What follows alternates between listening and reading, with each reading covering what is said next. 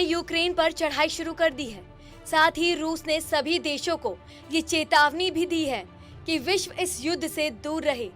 आपको बता दें कि रूस की सेना ने सभी मोर्चों पर यूक्रेन को घेर लिया है, लेकिन यूक्रेन भी ये दावा कर रहा है कि उसने भी रूस को भीषण नुकसान पहुंचाया है।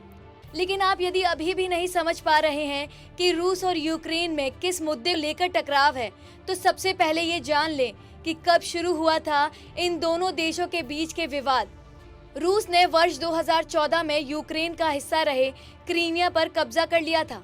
इससे पहले भी रूस और यूक्रेन के बीच इस क्षेत्र को लेकर काफी तनाव बना हुआ था।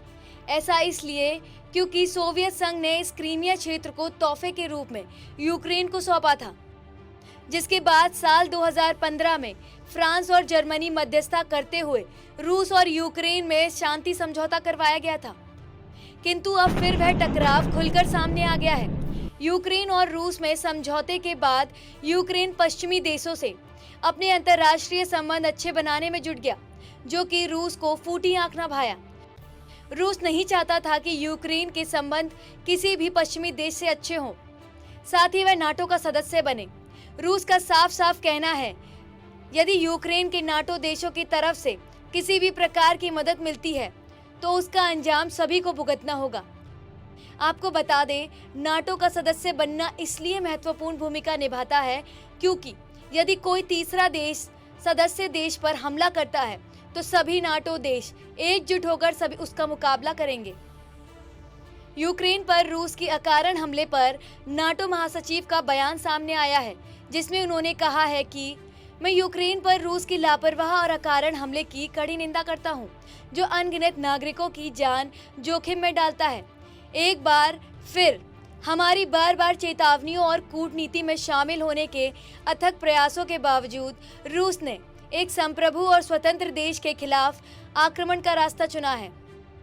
वहीं अमेरिका के राष्ट्रपति जो बाइडेन ने रूस के हमले के बाद अपनी प्रतिक्रिया दी है और कहा, यूक्रेन के राष्ट्रपति व्लादिमीर ज़ेलेंस्की आज रात मेरे साथ बातचीत की और हमने अभी अभी अपनी वार्तालाप समाप्त की। मैंने रूसी सैन्य बलों के इस अकारण और अनुचित हमले की निंदा की। मैंने उन्हें उन कदमों के बारे में जानकारी दी जो आज हम रात यूनिसेफ में उनकी निंदा करने के लिए उठा रहे हैं। बाइडेन ने इसके साथ कहा, उन्होंने मुझे दुनिया के नेताओं से रूसी राष्ट्रपति व्लादिमीर पुतिन की आक्रामकता के खिलाफ स्पष्ट रूप से बोलने और यूक्रेन के लोगों के साथ खड़े होने पर आह्वान करने के लिए कहा। साथ ही रूस पर प्रतिबंध की बात करते हुए कहा, कल मैं G7 के नेताओं के साथ बैठक करूंगा और संयुक्त राज्य अमेरिका और हमारे सहयोगी रूस पर गंभीर प्रतिबंध लगाएंगे। हम यूक्रेन और यूक्रेन के लोगों को सहायता देना जारी रखेंगे। रूस अच्छी तरह जानता है कि यूक्रेन पर किए गए हमले से उस पर कई प्रकार के प्रतिबंध लग सकते हैं, लेकिन वह इसलिए भी बेखौफ उन हमलों को अंजाम दे रहा है क्योंकि वह जानता है कि विश्व की अर्थव्यवस्था में उसका भी बहुत बड़ा हाथ है और कई देशों के खरबों रुपयों लगे हुए हैं। आपको बता दें कि पहले से भी रूस पर कई प्रकार के प्रतिबंध लग चुके हैं जो अब तक जारी हैं।